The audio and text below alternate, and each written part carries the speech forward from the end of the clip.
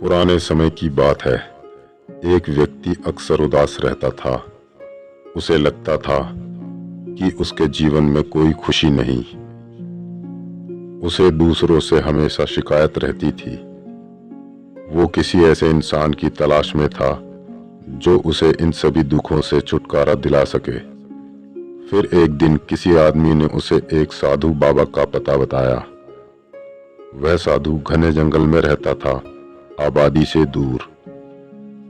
वह दुखी आदमी साधु की खोज में घने जंगल की ओर चल पड़ा, इस संकल्प के साथ कि वह सारे दुखों से छुटकारा पाकर रहेगा। दिन भर पैदल यात्रा के बाद वो काफी थक चुका था, लेकिन वो रुका नहीं और सूरज ढलने से पहले वह साधु की कुटिया तक पहुंच गया। साधु बाबा ध्यान में लीन थे। वो आदमी उनके समक्ष आकर बैठ गया और प्रतीक्षा करने लगा। थोड़ी देर बाद साधु ने आंखें खोली और उस व्यक्ति से यहाँ आने का कारण पूछा। हालांकि महात्मा पहले से ही सब कुछ जानते थे। वह आदमी बोला, हे महात्मा, मैं बड़ा दुखी हूँ, कृपा करके मेरे दुखों का निवारण करें। मैं आपकी शरण में आया हूँ।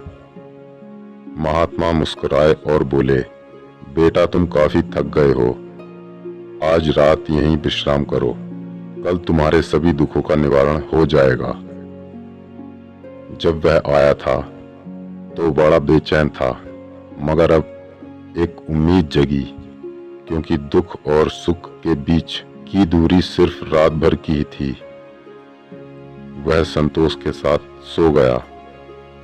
सुबह वह ऐसी उमंग के साथ उठा कि जैसे उसके जीवन का सबसे अद्भुत सवेरा हो। उसने उठकर देखा, महात्मा अपने आसन पर बैठे थे। उसने महात्मा को प्रणाम किया। महात्मा ने उसकी ओर देखा और कहा, तुम अपने सभी दुखों के बराबर एक अनुमानित गठरी बनाकर मेरे पास ले आओ, लेकिन ध्यान रखना उसमें उतना ही बोझ हो जितना तुम अपने सिर पर रखकर ला सको। अब तुम जाओ। वह आदमी खुशी खुशी तेजी से अपने गांव की ओर चल दिया।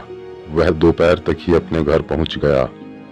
उसने जल्दबाजी में एक बड़ी और भारी गठरी बांध ली।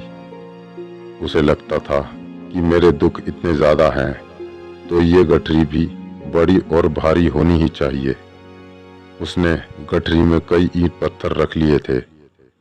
फिर वह गठरी को सिर पर रख जंगल की ओर चल दिया।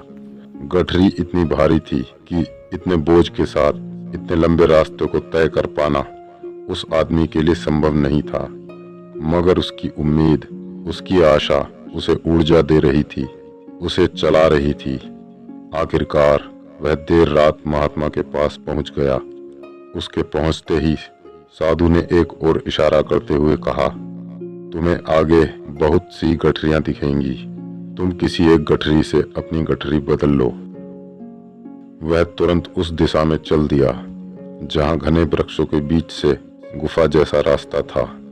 वह चलते हुए सोच ही रहा था कि मेरी दुखों की गठरी सबसे बड़ी और भारी है, मैं सबसे छोटी गठरी को उठाकर इसे उसकी जगह पर रख दूंगा।